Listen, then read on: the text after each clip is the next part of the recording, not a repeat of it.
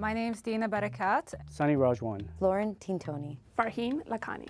My name is David Aspinall. I am undecided. I don't know who to vote for. I am an undecided voter.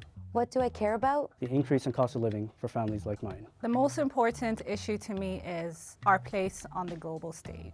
I'm upset with the way that digital companies operate and behave in this country. I have questions. I need answers. I vote because that's my right and that's my responsibility as a Canadian. This is my time. It's my turn.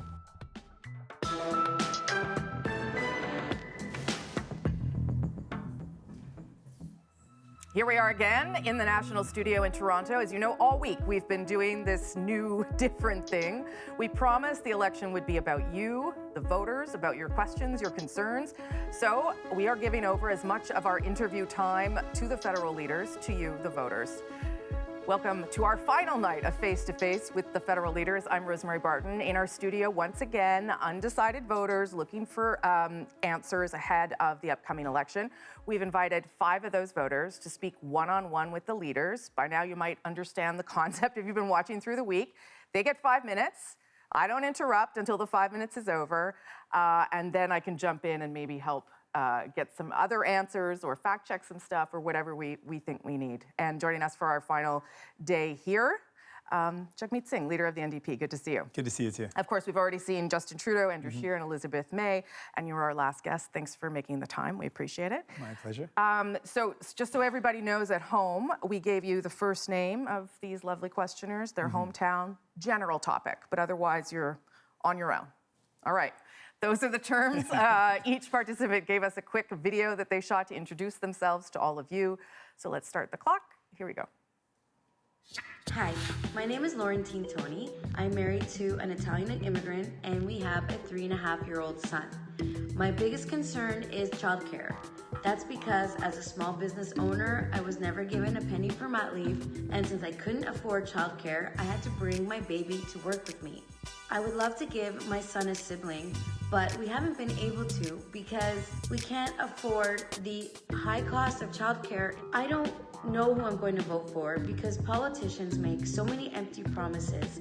I'm wondering, where is the money going to come from to fix this childcare problem? All right, Lauren, over to you. Okay. So basically, that's my biggest question. Where is the money going to come from to fix the childcare crisis? And it's a big concern for you because I know it's a big concern for so many people that I meet. This is something, if you think it's worth doing, I really want to do it. Maybe tell me a little bit how important it is to you. Well, I'm a mom and I'd love to have a second child and I can't afford it. So this is a huge crisis that's plaguing moms all over Canada. So How are you going to fix it? Yeah. Where is the money coming from? So I think, first of all, if it's something is a priority, we see governments get it done. Like, so last year... Well, where is the money coming from? Well, Sorry to cut you off. No, not at all. I'll give you an example. So last year, the Liberal government chose to give $14 billion away to the wealthiest corporations to buy limos and corporate jets. But that's not relevant to my question. Sorry to cut you off again.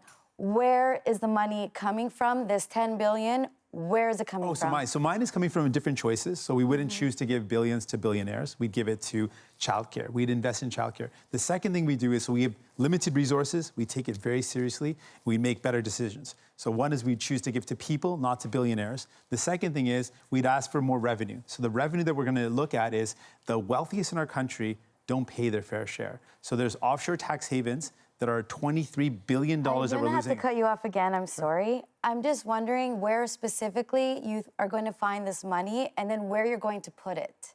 I'm telling you that, I think. I'm saying that there's $23 billion of offshore tax havens that we're going to clamp down on and use those investments in things like childcare. Okay. We're going to ask the super wealthy to pay a wealth tax. So those who have wealth of over $20 million, we're going to ask them to pay 1% on that. The PBO has said that would be a $70 billion investment in new revenue. So we're going to ask the wealthiest in Canada to help invest in these programs. Okay. Yeah. And so that means that... Okay. So that means that the cost of living for the middle class and lower income, it's not going to increase. Not at all. This is only, we look at who's not paying their fair share. Middle class families, lower income families are certainly paying their fair share. They don't have access to offshore tax havens. They don't have access to CEO stock option loopholes. But those loopholes that exist have to be clamped down on. One concrete example is the CEO stock option loophole could raise as much as $1 billion of new revenue. Mr. Trudeau promised to do it in 2015. 4 years later, he hasn't done it. And to me, it looks like again and again, governments work for the richest. They don't work for families that need help, families like you. And I want to make sure we change that. I'm in it for you. I want to fight for you. Another question. I'm just curious about how, because the cost of living is just going up and up and up. And is there going to be a way to reduce it, to reverse it? Because I went grocery shopping the other day and a stick of butter was $7. So how are we going to move forward by reducing some of these prices? So I hear you on that. Like, life is getting super expensive. And I speak to people all the time that tell me how tough it is because salaries aren't going up, but the costs are going up. And it's really frustrating. So I look at what we can do at the federal level. There's a bunch of things we can do. One is we know that the cost of healthcare is going up. Medications cost more and more. We want to put in place a universal Medicare program, a pharmacare program for all. So their medication costs, that would save families about $600 at a minimum per year. For some families, that would mean thousands of dollars of savings. We want to put in place a dental care program, which would save families, on average, families of four, $1,200 a year. So that's a dental care program that we could put in right away in 1 year. That would save families lots of money. Do you think you're going to be able to, though, adjust our everyday lives, the cost of living in our everyday lives? Everything is so expensive. It feels like it's kind of rigged against people a bit, right? It does. I mean, it feels like the minimum wage went up, which is excellent, but at the same time, all of the prices skyrocketed. So people started earning more, but spending more. Well, I think that the economy is rigged. I've been hearing that from people, where it's rigged that people at the very top, they're doing great. You know, the billionaires and multimillionaires are enjoying life. But for everyone else, life is getting harder and harder. I want to make the economy work better for people. That means putting in place services and programs. So childcare that you talk about, our plan is to put in place a childcare that's going to save thousands and thousands of dollars for families. Money that could be used for things like, you know, groceries or to pay the bills. And so for us, it's a commitment. We're not going to back down from this. Mr. Trudeau gave up on it. I'm not giving up on it. I believe in it. I believe in national, universal, affordable childcare for everyone. And we're going to make that happen. That's it. Good job, Lauren. That's really expensive butter, though. I had never seen $7 butter. I should have said that too, yeah. Yeah, no. I'm going to ask a couple of questions, if that's okay. So you want to create a universal childcare plan by 2030. You say within the first 4 years, you can create 500,000 spaces. It'll cost about $10 billion. However, in your plan, you also say that you're going to do this with the provinces. Are the provinces going to have to contribute to that plan? So what we're proposing is we put up our $10 billion and we work with provinces, and we have to work with them to deliver these programs. But what we're saying is we're committed to it. We're not going to back down. But does work with mean that they have to also pony up some money? They do have to contribute as well, for sure. Do you have a number for that? We're prepared to put in $10 billion, and we'll work with provinces to see what they're able to do. It's going to be different for each province, but we're ready to work with provinces because we believe childcare is essential. We need to have childcare. We need to make sure it's affordable. And we need it because it's going to make a massive difference in so many families' lives. What about provinces that already have affordable childcare, like Quebec, for instance? Would you give them the money anyway? How would it work? Yeah, so we'd have to figure that in. I mean, BC also has a pilot project that they're working on. So we'd recognize provinces that have taken steps or are taking steps, and that would factor into our investments. You consistently say, and you said it again already today, that the Liberal government gave $14 billion to corporations to buy limousines and private jets. That is not, in fact, what they gave them the money for. It was a response to a huge tax reform that happened in the United States. It is for capital investment to buy new machinery and equipment for companies, and that generally creates more jobs and helps workers. So are you saying to me that you would not help companies with capital investment when they are having to compete with massive tax reform in the United States? Well, Rosie, you know that in that $14 billion corporate tax giveaway that cost us $14 billion, they specifically included corporate jets and limousines as capital investment. Yes, but it's disingenuous to say that that's what it's for. It's also for equipment and large machinery that companies need in order to work. What they've done is do exactly what Mr. Harper's done in the past, which is to give a blank check to corporations. There's no commitment that it has to create jobs. There's no requirement that it has to invest in direct job creation. So that's basically a blank check. And the point of saying you would cancel that kind of I don't believe in blank checks. Absolutely, I would cancel that. Would you give them $14 billion if they made a commitment for job creation? Now, job creation is a different type of investment. I wouldn't give $14 billion away to a corporation, which includes a whole list of measures, which include the ability to buy corporate jets as one of them. There's no restriction. It doesn't say that they have to invest in a factory or they have to invest in a worker. They can do whatever they want. To me, that's a blank check. And no, I would never give blank checks to corporations. But do you I would understand, ensure but that do they're you investing in understand that people. corporations drive growth and productivity in the country? Do you understand that? But that's what they're trying to spark by giving them that option. But do you understand that when we give blank checks to corporations, they can just walk away? I grew up in Windsor. I grew up in southwestern Ontario. And I've seen what happens when you can give billion-dollar giveaways to corporations. They can close down their shops and leave people stranded. And they've done that before. That's wrong. Okay, we'll move on. Move on to our next voter. Here's a little bit about Dina. Hi, Dina Barakat. I graduated in international business law. I am originally from Sudan. I got my citizenship a few weeks ago, so I am a first-time voter. I am very interested in the party's agenda in regards to their foreign affairs policy. I would like to know what their strategy is to ensure our presence internationally is regarded to a higher standard than it is today. Awesome. Very nice to meet you. Thank you. Over to you, Dina. Thank you. So I've heard what you're intending to do on a national level, but on the flip side of the coin, if you're elected into office, you've got to represent us internationally. And some of the items on your agenda that's mentioned, and that you've mentioned during your campaign, canceling our arms trade deal, standing up to Trump, and the situation that's being given to you with our relationship with China. You say it's courageous leadership that's needed. We already know that these countries and a lot of the countries globally will retaliate if you stand up to them, if you cancel contracts. So I'd like to know, what's your strategy? Like, what's your plan should you be elected into office tomorrow? Yeah, I hear you. I mean, it's tough to make decisions like that. I mean, I can give you the arms deal example. Basically, I don't think it makes any sense that Canada is selling weapons to a country like Saudi Arabia.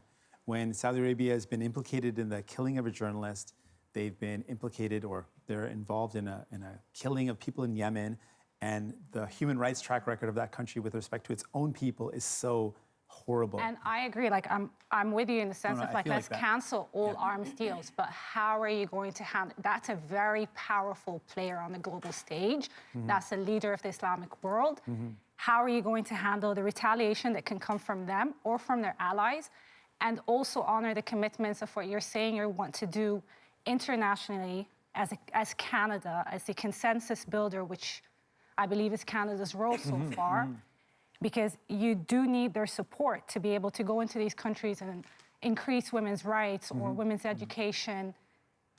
It's a delicate balance. No, What's your plan? If you cancel that arms deal and they retaliate, one, we're sending a message to the world that our current leaders can cancel agreements which our previous leaders entered into. It's ethically... Well, there's a criteria that we have. The criteria is that we can look at the human rights track record of a country, particularly in the sales of weapons, and we can evaluate whether weapons should go there or not. And in this case... We've already signed the contract. But we have the ability to say, given all the information we have now, given the recent events like the killing of a journalist and the implication in that, I mean, I can't think of, if we've got the criteria that exists for us to say we're not going to sell arms to a country, I can't think of any other example. When would we ever then say no? You can cancel the agreement, but my question is, how are you going to deal with the retaliation that's going to come to Canada, and it's going to impact our economy? We have to, I believe if we want to be leaders in the world, we have to take a strong stance. So what are the steps you're going to do to handle that retaliation? We've already gotten hit from China. That's a global economic leader that we need to build increase our relationships with, just to be smart and bring money into Canada. So with this one example, what I would say is that this is our position. I'd be very clear on why we're taking the position. Given these three really important things that have happened, I've made this decision. And I would communicate that decision very clearly and say, this is very troubling, this is very wrong, and I communicate that clearly and take a firm stance. So what's your mitigation? So for me, if you plan to do something like that, you've analyzed the risks and you have some mitigation plans in place to handle the retaliation that's going to come. We know today, like the global platform has changed. There's lack of civility. These countries come from very different cultures and very different backgrounds. They don't care about democracy. The leading representation of democracy, the US themselves are taking a different stance. So people expect us to stand up, and I think that standing up will have its repercussions, but I'm ready to handle those. So if it means standing up, so whatever may come our way, I'll say I defend my position. I've made a position based on principles. So you will take a hit to the economy to stand up, because it's a delicate balance. You're going to affect our Canadian economy. Yeah, we have got to have principles, though. We have to have values. And if we can sell weapons to a country that does all these things, I would stand up for it. Have you factored all of that into the money you're trying to, or what you're trying to do nationally? Last one there, my friend. So what I would do is, with respect to the deal itself, I've said that we have a lot of needs in Canada. Our armed forces have a lot of needs. We could continue those jobs and make sure those jobs continue by ensuring that the equipment is provided to arms, to services that we need here in Canada. Okay. Of course. Dina, how do you feel about those answers? I still don't know what our plan is, how we're going to handle retaliation, which is a huge risk that we're taking, and it is going to affect our economy. It's a delicate balance. I do understand that, but for somebody who's going to represent us, I would like to know that you're ready to handle that. We don't have much leverage. We don't have the military. We don't have much leverage, like political terms. We don't have the stick or the carrot. So what are we going to do? We just don't sell weapons to a country like that, and we can negotiate other people we're standing up to. You keep saying that the NDP will stand up to Donald Trump. So this is sort of in line with what you're saying. How do you stand? What does that look like? What do you do to stand up to Donald Trump? So we don't jump to ratify a deal that the Democrats in the states themselves are fighting to improve. I don't see why there's a rush. If we know that in Congress it's being held up, why would Mr. Trudeau then say we've got to quickly move ahead with it when we know it's not going to be approved yet? I'd say let's negotiate to make sure that the protections that are in place are actually enforceable. So right now there's a chapter on environmental and labor protections. None of it is enforceable. So how does that help out a Canadian worker? Yeah, I'd say we've got to be strong and say we're not going to ratify a deal until there's protections in place. Well, and it turns out that Democrats in the South are actually doing that. So you would want to restart negotiations on NAFTA? Well, I said very clearly, the first step I would do is make sure that the protections that are in place are actually enforceable. Without the enforcement, they're meaningless protections. But you would have to negotiate that. We'd have to negotiate that. Right. So you would open it up again. I would say we would not ratify until there's some protections in place. I'd support the work that's being done in the States right now by progressives who are saying we should put some protections in place to ensure that our environment and our workers are actually getting a fair deal. And that means they can compete at a fair level. You have also, I'm not clear where you are on this right now, but you joked that you hoped Donald Trump would get impeached before you speak to him. I wasn't joking. And then you said it wasn't a joke. And then the next day you said it wasn't a joke. So that's where I was going. Oh, do you think I stole the punchline on that one. Do you think that that kind of comment is appropriate for someone who might be sitting across a table from our biggest trading partner and someone who you are going to have some sort of professional relationship with? Is that an appropriate comment on the president and a domestic process? Well, I grew up with this belief that, if you got good friends, you can have a good conversation with them, but you also got to call them out when they're wrong. It's wrong to strip kids from their mom's arms. It's wrong to put kids in cages. It's wrong what he's doing. Right. But it's different. It's different to make a comment on a policy decision and where you sit on the issue versus the United States. And then it's another thing to say that you agree the U.S. president should be impeached. You know that he reacts abruptly to things, right? So I just wonder, when you meet him for the first time and he knows that you've said that about him, how would that change the nature of your relationship? Because it would have to. Well, in my experience, when you've got someone who's a bully, that does a lot of bullying tactics, they certainly don't respect you if you're weak. They certainly don't respect you if you don't stand up to them. My only experience in life has been, if you've got a bully, you've got to stand up to them, and that's what I would do. Okay. All right, Dina. I should say Dina just recently became a citizen, and it's congratulations. your first time voting. That's awesome. Okay, let's move on to our next questioner. Watch this. Hi, my name is Sunny Rajwan, and I'm from Abbotsford, British Columbia. I'm married and father to one child with another one on the way. I currently work as a financial analyst in the public service sector. The main concern for me in this election cycle is increase in cost of living for average Canadian families just like my own. It's becoming increasingly harder to buy a home and to pay for living expenses. Even though that the parties are promising to pay for social spending and social programs to make it more affordable to live in Canada, My concern is none of these parties are really talking about how they're going to pay for this spending. Will affordability in the future be worse off for me and my fellow Canadians by paying higher taxes? Or will Canada just rack up more debt and burdening my children's generation to pay for the spending that we're doing today? Go ahead, Sunny. Hi, Jagmeet. Hey. Nice to meet you. Nice to meet you, So son. as you saw from the video, the concern is cost of living going up. So I live in the Lower Mainland, notorious for expensive housing, Totally. expensive gas, Yep. which causes other goods and services to be more and more expensive, like groceries or just household goods that a family like mine would need. It's good to see that the NDP is coming around now and saying, hey guys, we'll give you $9 billion in National Dental Care Program, a few $1 billion spent on the National Pharmacare Program, right? $150 billion on greenifying or the transport, right? $30 million to BC Ferries, so mainlanders can go to the island and back and forth a lot cheaper. Great. Families like mine need that. Affordability is already hard, right? How do I know, or how do we know how the NDP is going to pay for billions and billions and billions of promises over and above what we already have? How are you guys going to cost it? Yeah, so so some of them you're close on, the 30 million to the ferries, bang on. Some of them, just a quick clarification. For the dental program, it would cost 856 million a year for it to be running. There'd be a bump up in 1 year, but that would be the ongoing cost of it. That's fair. That's the timeline of the monies. But how are you going to fund it? Fund it, yeah. So what we do is, I just want to give you a quick example of what Mr. Trudeau spent money on, just to give you an example of what we can spend money on. So last year, he made the following spending commitments. $14 billion tax giveaway that we talked about earlier. He bought a pipeline for $4.5 billion.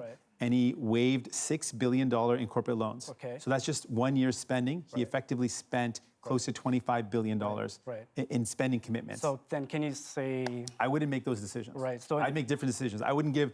All that $25 billion went to the wealthiest Canadians. Didn't go to actual people like you, families that need it. So in a sense, what I'm kind of hearing is what I've thought about is these promises in the NDP platform, you're really kind of funding it on the backs of the corporations and the super rich. Absolutely. So first is these choice. First, I'll give you two quick things, then you come right back at me. So first is the choices. The choices, we make different choices, and then yes, in addition to that, we'd actually increase revenue on the super rich, as well as the wealthiest. Okay, so that means you won't raise my taxes. Not at all. Not at all. Not 1%. Not 1%. And you won't rack up any more debt. No, well, our plan is this. Well, we're not afraid to make investments in people to ensure that we deliver programs. So we're not afraid of that, but we're confident that the decisions we're making are going to actually increase revenue and make better choices with the revenue that we have so that we invest in people, not in going to debt to give billionaires more billions. Fair enough, but what you just said concerns me even more now.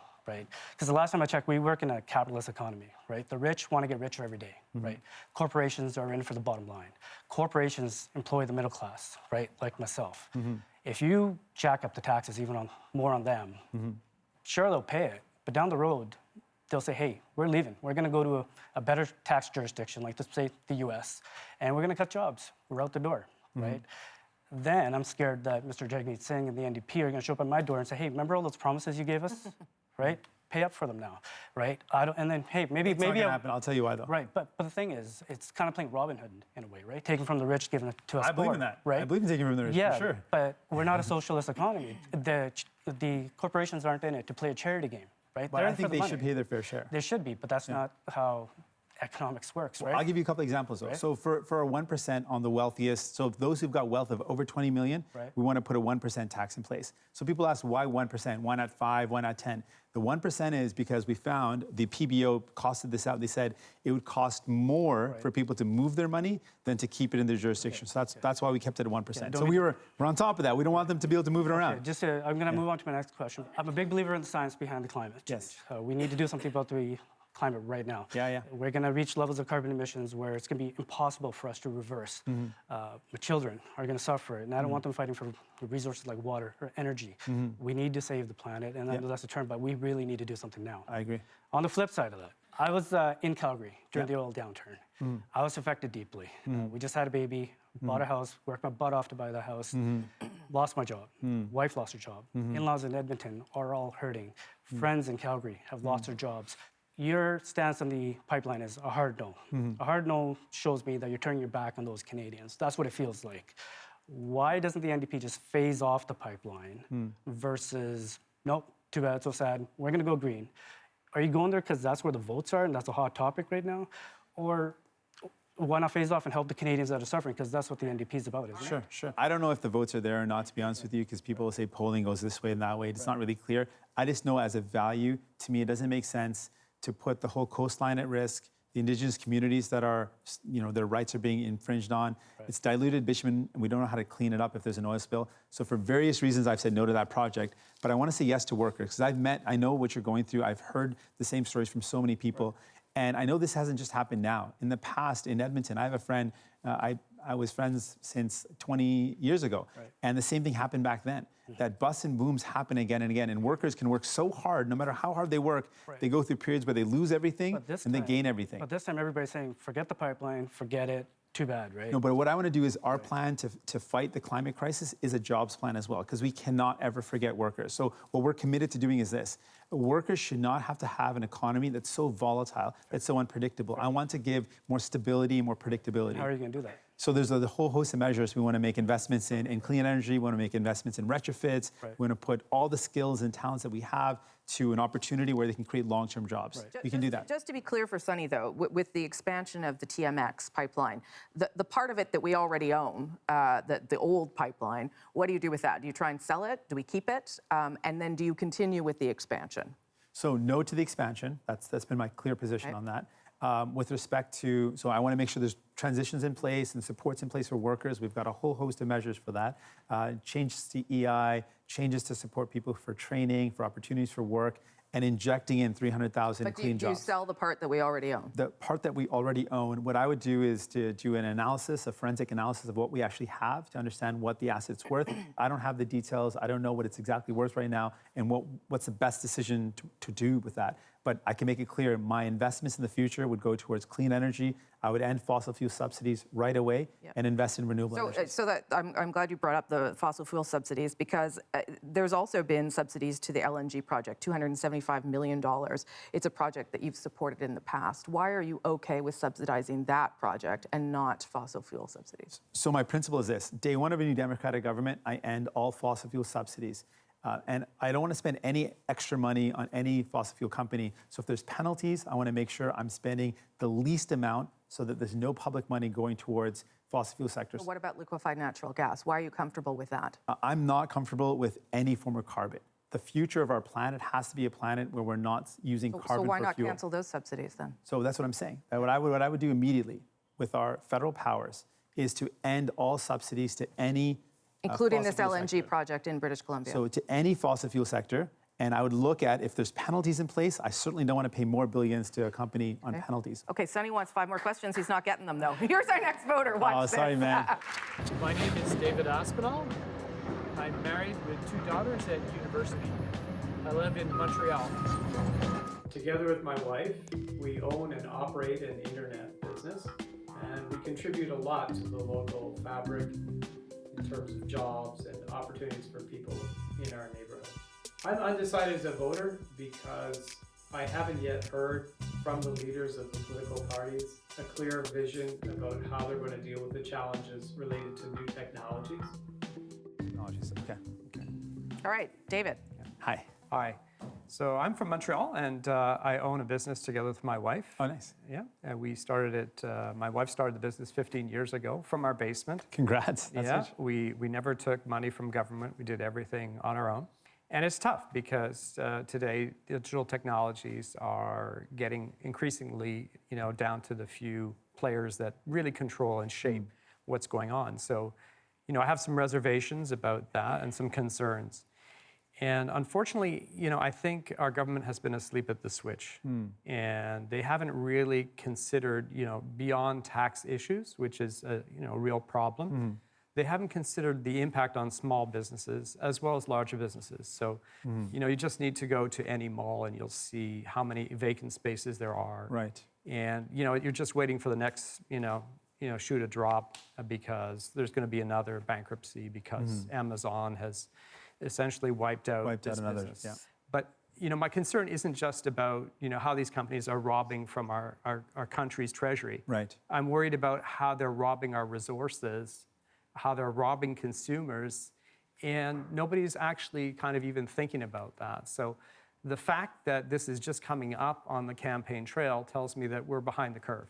Because, in the United States, just a couple of days ago, they've announced that they're going to be bringing Amazon and Google in to hear testimony about how they're affecting small businesses. Right. But in Canada, there's nothing like that. So as a leader of the party and as a leader of government, would you, in fact, consider having some form of council or committee that would consider the impacts on Canadian businesses? What I think, so the taxation question isn't just a matter of revenue, it's also a matter of competition. So Canada has lost out because web giants effectively operate without any taxation, without any restrictions, and it's really been an incentive. It's been a subsidy of Facebook, Google, and Netflix. Effectively, Canada has subsidized these companies because they don't have the same taxation laws apply to them. So by being subsidized, they've gotten ahead of traditional media. So we've lost out in culture, we've lost out in investments in our local media because Canada, Mr. Trudeau and Mr. Harper before him have been basically giving away billions of dollars to these other companies that have been taking that as an advantage and then have run with it. So I think it's created more wealth concentrated into fewer hands, hurt local businesses, local opportunities like yours to continue and grow. So I think that's a massive problem. David, I'm going to give you a short follow-up if you want. Yeah, and so No, maybe... I think that's absolutely correct. And, I think tax is an issue. It's a very important issue. And I don't think that they should have their way with every country that they're in and everybody's standing up. But I think Canada has been really complacent. And I think they really need to get onto this. And it's not just about the tax dollars. It's about the jobs, it's about the resources.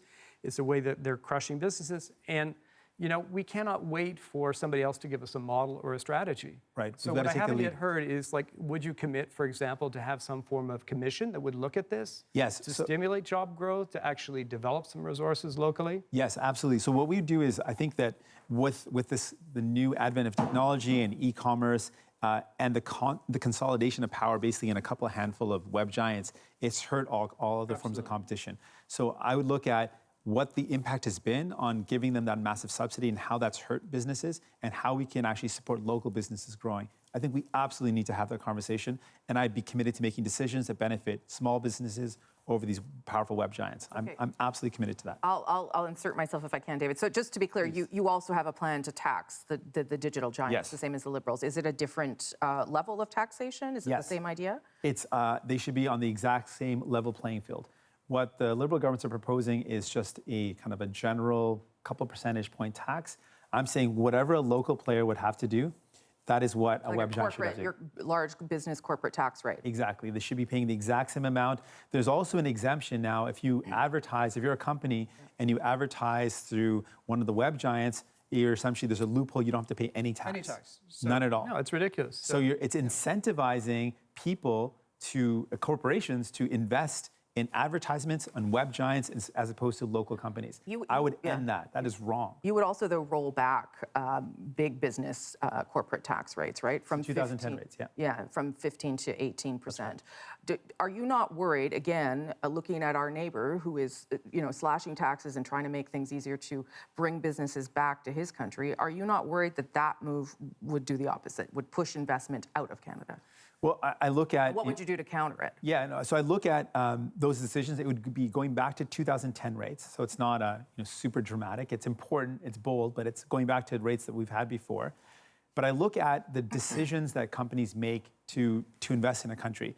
And there's a list of decisions and criteria. And certainly taxation is one, but it's certainly not anywhere near the top. The top reasons are stability of our government, stability of the country, educated workforce, social services, and we excel in all these. So I'm confident that we'd be able to retain and grow businesses in Canada with that rate. Okay. I am personally unclear on where you sit on deficits, because you just not too long ago said you won't rack up more debt. Do you think that the Liberals' plan to have, for instance, a $27 billion deficit next year is acceptable? So it's the way they've racked up this deficit.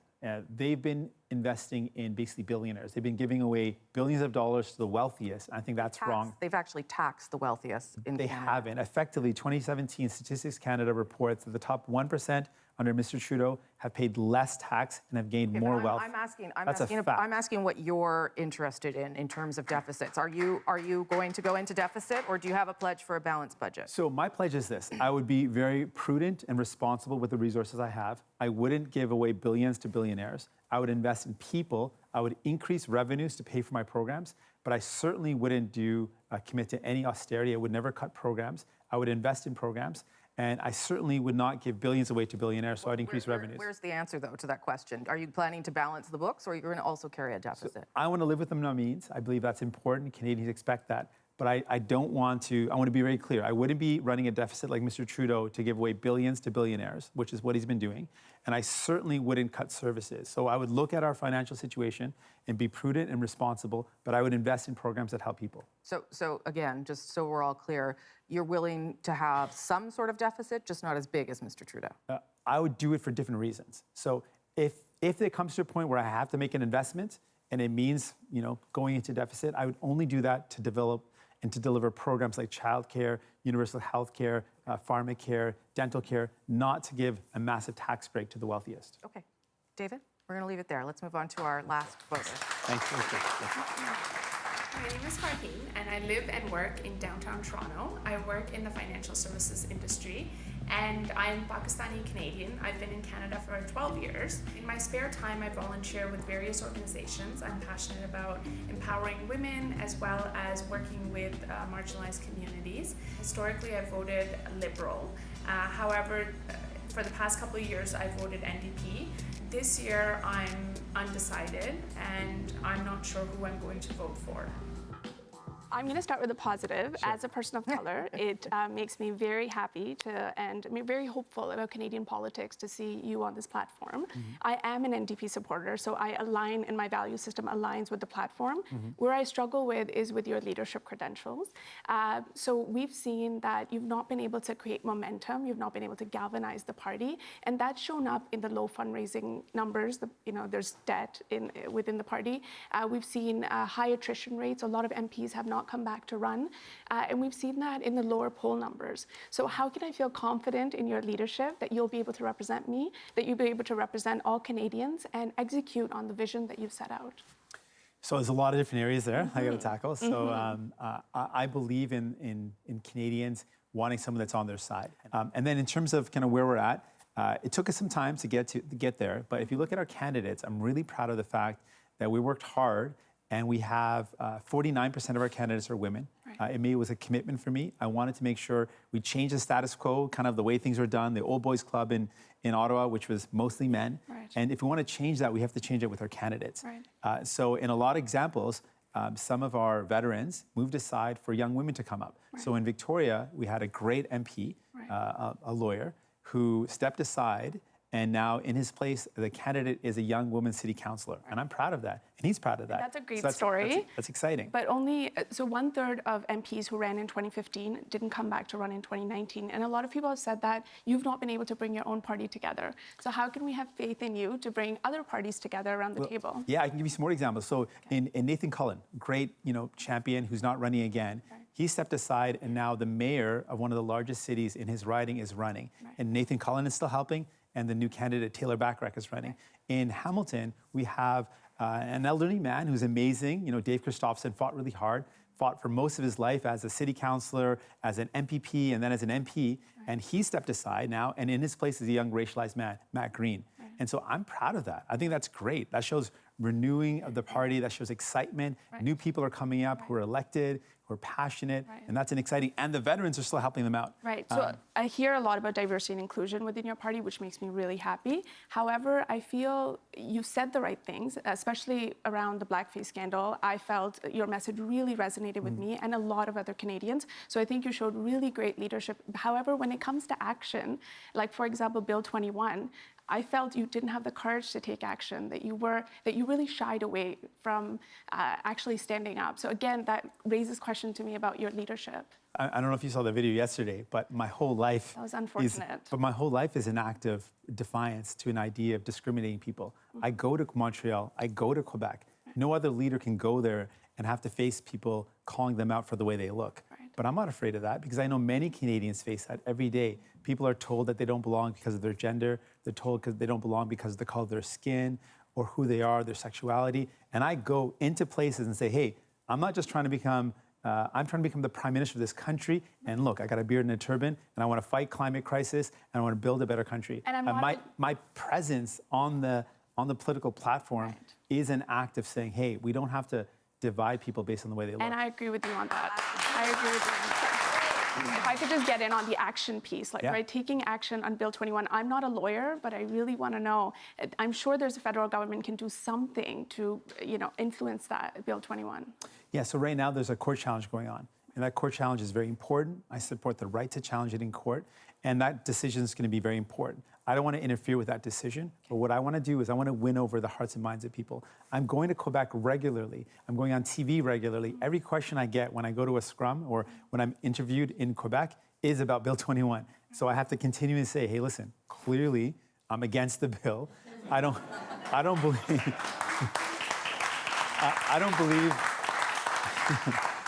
I don't believe in politics that divide us. I don't believe in politics that discriminate people based on the way they look. And I want to win over the hearts and minds of people in Quebec, one person at a time, one interview at a time. I want to show people that we can build a better society when we work together.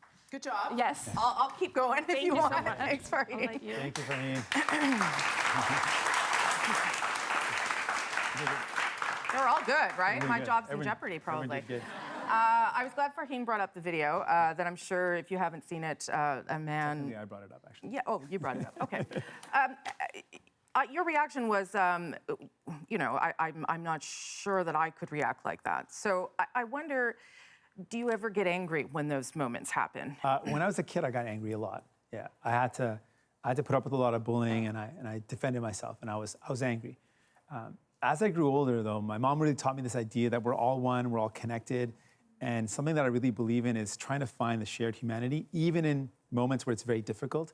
It's kind of one of my spiritual practices, something that my mom really stressed, and it's something that I do. So even in a moment where someone's being really hurtful or very negative, I try to find the shared humanity and try to find a way to win them over. Let me go back to Bill 21, because I think what Farheen was trying to get at is you have, all throughout this event here, you've talked about standing up for your principles. Mm-hmm. Obviously, your principles here are that this is not a good thing for Quebec. Mm-hmm. So why not at least allow the door to be open for federal action if needed?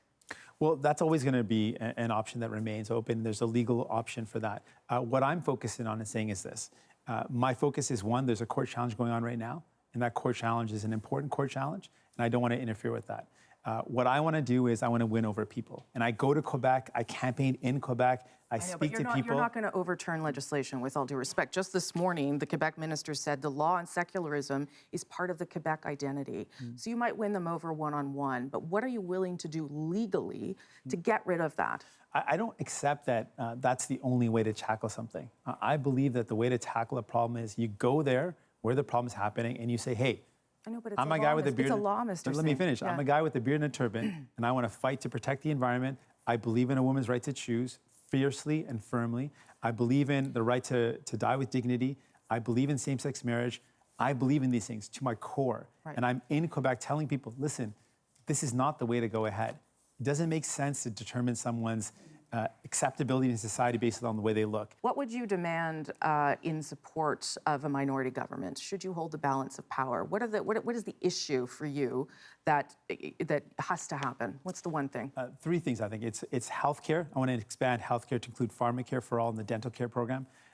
Electoral reform is crucial for me. I believe we need to have that, and that's proportional. It's been rejected in British Columbia and other places. Absolutely, I believe in it. The federal committee that was struck, that was a provincial referendum. The federal committee that was struck overwhelmingly said people believe in proportional representation.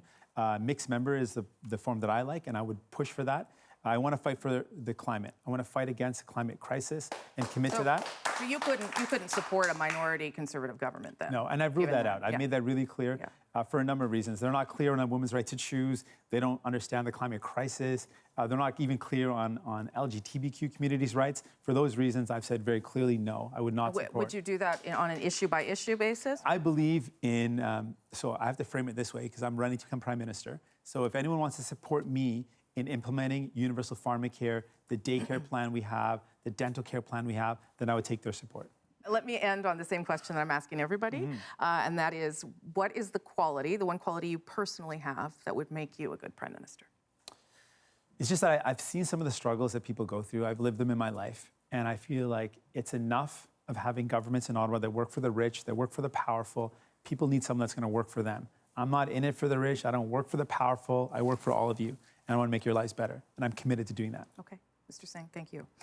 Thanks to our questioners, thanks to our audience, and of course to NDP Leader Jagmeet Singh. If you want to catch up on our other conversations this week, Justin Trudeau, Andrew Scheer, Elizabeth May, you can find them on the CBC News app and on CBC Gem. One quick note again, Maxime Bernier initially declined our offer to participate. We have, though, invited him for an interview later in the campaign, if he likes. This is our final program in our face-to-face series. We really appreciate all of you who have watched, you've tweeted, you've emailed me. You all seem to have loved it. So that makes us very happy as your public broadcaster. I'm Rosemary Barton. Thanks again for watching. Have a good night. Thank you.